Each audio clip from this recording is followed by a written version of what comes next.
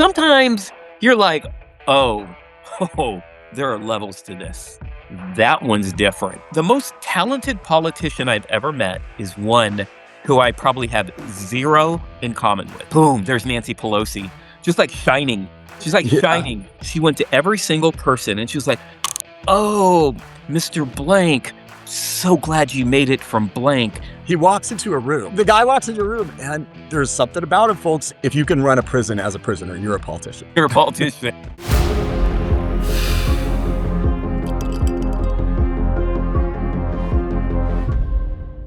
Hey, welcome back to Smoke and Power. Thank you for joining us. If you haven't subscribed, please subscribe.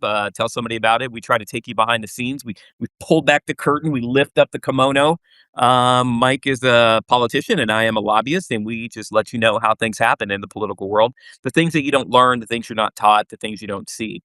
But today's going to be a little different because, I've met thousands, maybe not thousands, hundreds and hundreds of politicians in my life. Probably, I don't know what, Mike, what do you think? Probably like 500 or so? Oh, you probably got 5,000. Yeah, yeah. So I guess it adds up, man.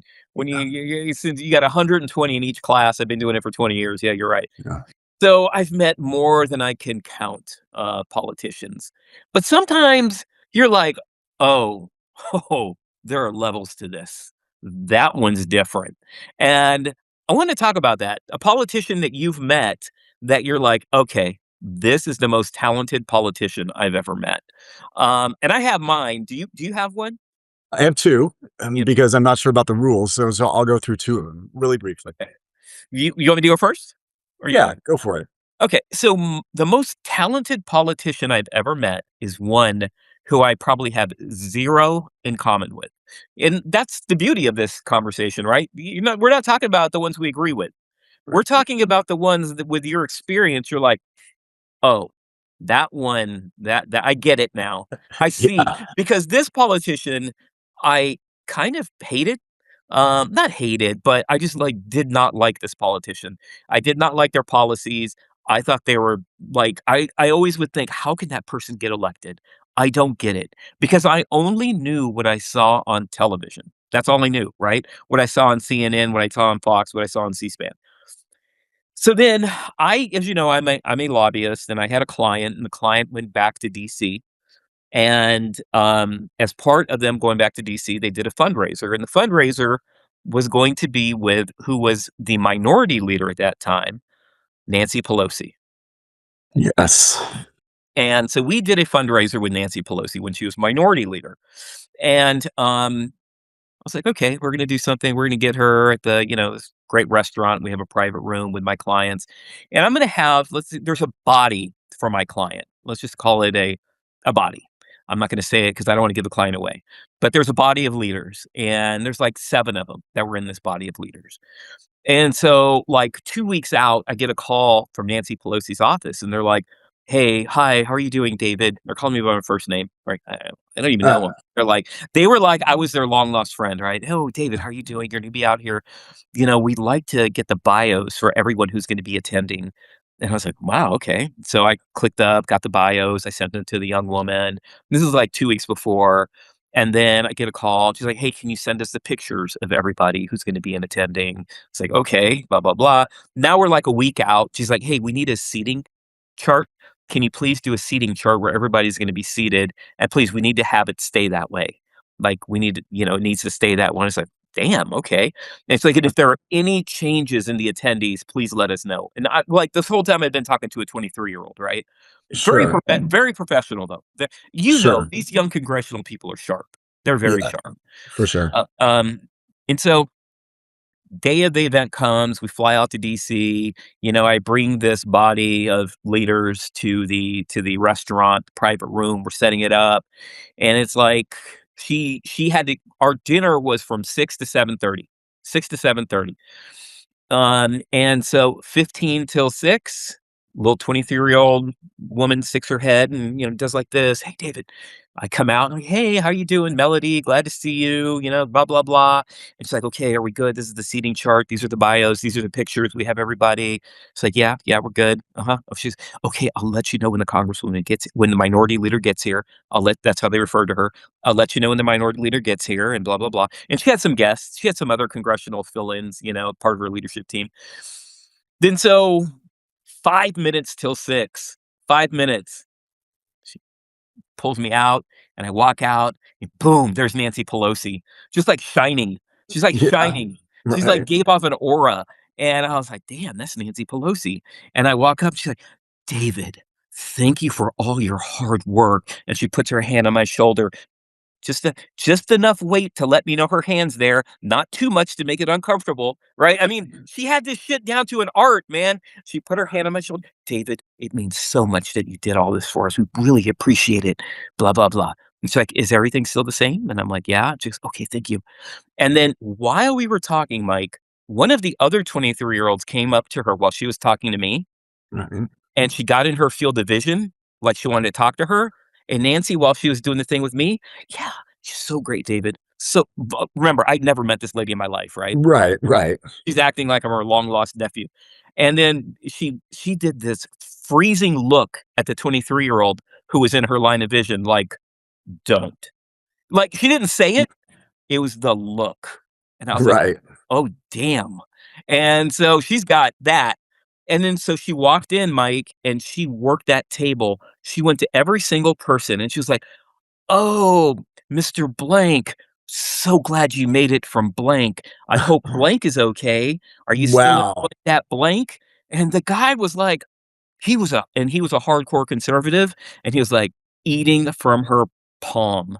Wow. And then she sat down. She was so gracious. She made eye So she's contact, walking Google Glass, right? She got this information on these people and she memorized it. She did a little memorized studying it, before, but it's memorized. almost like there was something in her brain saying, "This is John Smith. He is from IBM Corporation, Yes, flew in from dude, Toledo, Ohio." exactly. Right? And she's like, "Hey, Mr. Smith, so good to see you. I heard you had a hurricane in Toledo, right?" That's how good Exactly. politicians It are. was like a matrix, like she was reading it, yes, like a Google Glass. That's amazing. She had no notes. She had no notes. And again, with every one of them, she would do the little hand on the back of the shoulder, not too much, not too little, just enough. You know what I mean? And go around and Sure. led the dinner conversation. Eye contact was appropriate, always maintaining that eye contact. And then Mike, 7:25, she gives the signal. Boom, they were out, Yeah. and it wasn't uncomfortable. Like, she had Right. structured her conversation in advance so that at 7:25, she can make her exit, and she could get to the next, the 7:45 to, 9. That's So, amazing. she was just I have dealt with thousands of politicians, I never dealt with one on the level of So professional, so yeah, bright. no notes, Whether everybody you like her politics or not, she was yeah, amazing. And by the way she could control members of Congress too was next level. She, even like AOC, she would like call her in her office and like, kinda. or who are yours? You said you had Okay, 2. so like you, I've been in and out in politics for a long, long time. I've met all the people that are routinely listed as charismatic on both sides of the aisle. I've spent a lot of time with Bill Clinton. I've met Barack Obama, George Bush, uh, uh, uh, Gavin Newsom. I mean, you name it. All the ones that people say these people are very charismatic in person. My the most charismatic, the best politician I have ever met in my life is not a politician. He's somebody who is orbited in politics and he's done a ton in politics. And he was accused of trying to bribe several United States senators in the 1980s. And I'm talking about Bruce Milken? McNall. Oh, never Bruce mind. McNall. Bruce McNall, for those of you who don't know, I mean, if you're a hockey fan, you know who he is. He's the guy who put I hockey met on the him. map. What? I met him. You've met him. You met him. Was he a movie producer? He Also, was a movie he painted producer as Paula well. Abdul. Yes, he was. He got his start in life as a coin smuggler. He Yep. smuggled coins out of Europe, and he was able to make quite a bit of money for that. He brought the Kings to Los Angeles. He signed Wayne Gretzky, and of course, that really put hockey on the map. Hockey had traditionally been played in places like Edmonton, but now you had Hollywood types paying attention to hockey and making movies and this and that. and all of a sudden hockey, like went like this in the United States. Um, Bruce McNall went to jail. He went to jail for something that so many Americans have done, which is they got him for exaggerating collateral to get a loan. It's like if you buy a house and you say that your car is worth 15,000 and it's worth 12. That's technically a felony. He went to jail. They asked him to give up people. He refused to talk. He did 7 years, folks, including solitary confinement. He was roomed with the Unabomber. He was roomed with mob bosses from New York. He was roomed with Jeff Dahmer. I mean, like crazy stuff. But here's the thing about Bruce McNall. Uh, he walks into a room, and and by the way, he's not tall. He's not particularly handsome by any stretch. He walks into a room. Not spelt at all. Right. Yes. But the guy walks into a room, and there's something about him, folks. It is the most strange thing.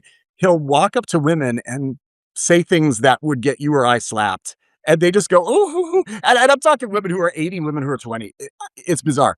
Here is the strangest thing. When he got sentenced to prison, he ran the prison within a matter of weeks. I'm not making this up. It's documented. The guards were saying, yes, sir, Mr. McNall, taking him out on road trips, buying him steaks, making sure that he did his time at an adjacent army base. I mean, like, it is just the strangest thing about this guy. He had criminals eating out of his hand. I mean, the guy's like, this. I know. I know. He is so incredibly charismatic. I don't know what it is. I mean, look, if I could study it, you are both students of history. If I could study it as a politician, I'd love to know what it is. And bottle it. It's a smile. Yeah, but he is such an amazing politician. Oh, that's a good story, man. I'll go with that. I'll go with that. I have met him, and I just find him to be the world's most interesting man. I really Yeah. do. I mean, you think of anything, and he has like some relationship to it. Oh yeah. I mean, and by the way, he's written a book about this. During the 1980s, he was representing Nelson Bunker Hunt, and this is like out of an Austin Powers movie. Nelson Bunker Hunt tried to buy all of the silver of the Oh, world. Like, I'm going to buy all the silver. How much silver you could buy all of it, right? And he spent a godly amount of money trying to corner the silver market. But then something happened, and there were some issues, and you know, Bruce sat down with Ted Kennedy and like all these A-list name senators, and like, had to kind of try to talk them into helping out the Hunt brothers. And it's a fascinating corner of history. Bruce is getting up there. He's no spring chicken anymore, but he remains the most charismatic man. that's good. I'll take that, man. I'll take that. That's good. That's a good one. Well, all right, not a politician, but he is a politician. Because just because you're a politician doesn't mean you have to be elected. Yeah, All of us are in some way or not probably politicians. That just means, convincing people to do shit you want them to do or not do shit you want them to do. precisely. If you can run a prison as a prisoner, you're a politician. You're a politician. All right, man. Who is the most interesting or the next level politician you've ever met? Mine's Nancy Pelosi. Mike's is Bruce McNall, who is an amazing guy. And if you have one, please put it in the comments. We'd love to hear yours. Or if you've met Nancy Pelosi and you thought she wasn't all that, let us know that too. But we love having you here. Please subscribe, and we'll see you next time on Smoke and Power. Great.